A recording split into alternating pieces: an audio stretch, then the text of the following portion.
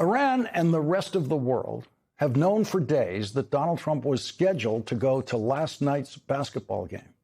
And so, possibly as a way of highlighting to Americans just how not on the job Donald Trump is during the war that Donald Trump started, Iran chose last night to shoot down a U.S. Army Apache helicopter. The two crew members were quickly rescued in high-tech fashion by an extraordinarily effective Navy seagoing drone, a 24-foot high-speed vessel that rushed to that rescue. It was the first such rescue accomplished by this new Navy asset, which allows such rescue missions now to be conducted without any risk to a crew of a rescue vessel, which is very good news indeed to everyone in the Navy and families of everyone serving in the United States Navy. The United States conducted retaliatory strikes today in response to the attack on the Army helicopter last night. The New York Times reports, quote, two Iranian officials said that the airstrikes had targeted military bases and other installations, including artillery batteries. And the Trump administration issued a carefully phrased description of the retaliation, calling it, quote, a proportional response. A proportional response is what every president prior to Donald Trump used in such situations. Presidents were always very careful to avoid shooting wars whenever possible by choosing what the American military and the White House and diplomats have been calling, quote, a proportional response since the Vietnam War. It is a standard term of diplomatic art, exactly the kind of language you do not expect to hear from Donald Trump or anyone in his Department of Defense, which Donald Trump illegally calls a Department of War. Donald Trump is also the only president in history who has publicly threatened not only a disproportionate response, but actual war crimes by saying he would completely wipe out Iran if Iran did not reach a peace agreement with him within a couple of days. And those statements were, of course, several weeks ago. The couple of days never happened. The fact that Donald Trump obviously did not mean a word when he said all those threats about his self-imposed deadline for committing his threatened war crimes means that no one believes any of Donald Trump's deadlines, including his new one, 2 or 3 days. That's his new one. And the reason not to believe Donald Trump's new one is that Donald Trump himself retracted it right after he said it last night after the Knicks game before boarding Air Force One. We're in the final throes of what will be a very, very good deal that will not allow in any way, shape, or form nuclear weapons, etc. And that it straight will open up right away. It'll open up immediately upon signing, which could be in 2 or 3 days. You'll be signing a peace agreement? No, we have a good chance of doing it. We should be able to do it in 1 hour, if you want to know the truth. Here's a phrase I've never used. If you want to know the truth. I've also never said to tell you the truth. To tell you the truth is a very common phrase. It's actually a reflex a lot of people use. I just never have. If you want to know the truth is actually a stranger phrase, because who wouldn't?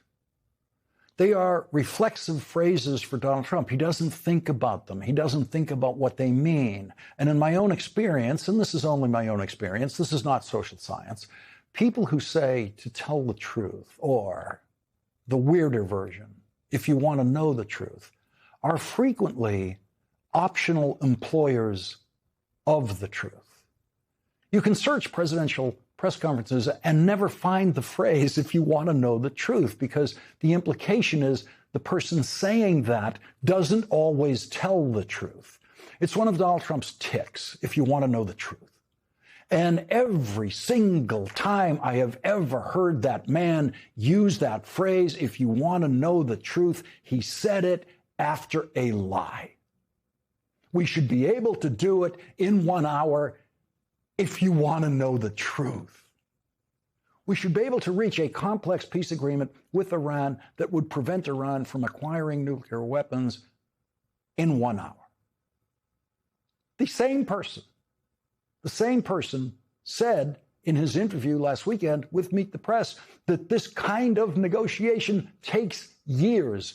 That was Donald Trump's defense on Meet the Press for not having already negotiated a peace agreement. He said, quote, "It takes years to do these things." And so, yes, we want to know the truth, and we all know it's impossible to get that from Donald Trump about anything. And so Donald Trump says that it could be in 2 or 3 days. Those are his exact words. It could be in 2 or 3 days. A reporter simply repeats those words back to him. "You'll be signing a peace agreement in 2 or 3 days." And Donald Trump immediately says, "No, no."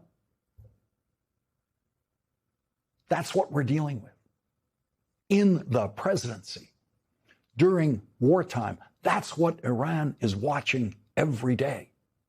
That's the clown on the other side of the negotiations that Iran might or might not be engaging in with the United States. At 6:30 p.m. tonight, the Iranian dictatorship, which has never dealt with a more clownish person anywhere in the world than Donald Trump, issued this statement. Quote, "Despite its defeats on the battlefield, the U.S. opted to test our determination. Our powerful armed forces will leave no attack or threat unanswered. Leave our region if you want to be safe. History of the Persian Gulf has many chapters on dire fates of intruding outsiders." Nothing in the Iranian statement about 2 or 3 days. And so we've reached this extraordinary point in history. In a war Donald Trump started with Iran's dictatorship 102 days ago, Donald Trump has lied repeatedly every single time he has been asked when his war will end. And Iran has not lied once about when the war will end. And the Iranian regime is a horrible, murderous dictatorship. But Donald Trump has publicly lied more about his war with Iran than Iran has. The Democratic leader of the United States Senate, New York Senator Chuck Schumer, a lifetime born in Brooklyn Knicks fan, who was not able to go to the game last night because he has an important job in Washington, said, quote, "American soldiers were shot down in Iran as Trump was wasting taxpayer dollars to fall asleep while watching the Knicks. Each day his illegal war drags on further exposes this president's recklessness." And presidential candidate James David Vance has decided that his presidential campaign will not be able to survive the same level of public lying on the record, on video, that Donald Trump does every day. And so in an interview with CBS today, J.D. Vance became the first vice president in history to publicly disagree with his president about when a peace deal could be achieved in a war that they are fighting. I think that the deal could happen in the next week, but the deal could also happen months from now.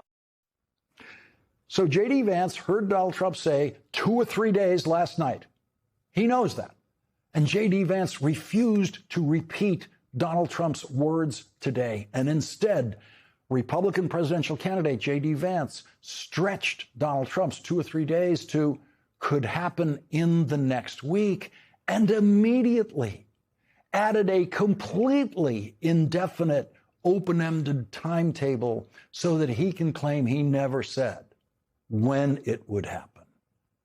J.D. Vance knows that he is creating sound bites to be used against him in his own presidential campaign, and that's why he said, quote, "I think that the deal could happen in the next week, but the deal could also happen months from now."